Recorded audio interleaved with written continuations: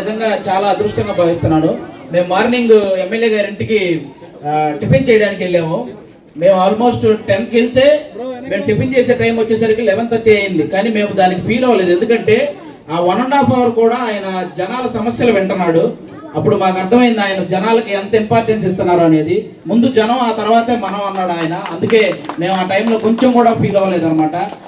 వాళ్ళందరూ కూడా అక్కడికి వచ్చి అంతమంది వెయిట్ చేస్తున్నప్పుడు వాళ్ళందరూ సమస్యలు వినిన తర్వాతే లోపలికి వచ్చాడు.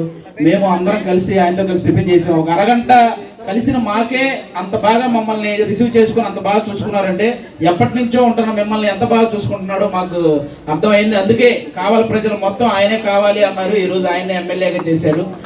నిజంగా చాలా చాలా హ్యాపీ ఈరోజు ఈయన కలవడం.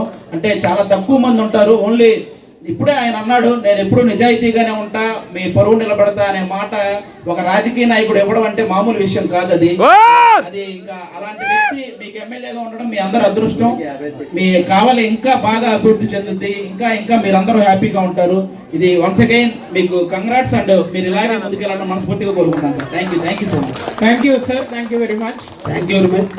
మన కావలి వాడు, మన కావలి పిట్ట, జబర్దస్త్లో మనవాడు, ఆడపిల్ల కాదు మగవాడు. మగవాడు వేషం వేసి నటించడం చాలా గొప్ప కాదు. మగవాడు ఆడపిల్ల వేసి గొప్ప నటిస్తున్నట్టు కావలి గడ్డ కీర్తి పతాకాన్ని ఎంత ఎత్తుకి ఎదిగనిస్తున్నాడు. అందుకని మనందరం చప్పట్లతో వాడిని అభిమానిస్తాం.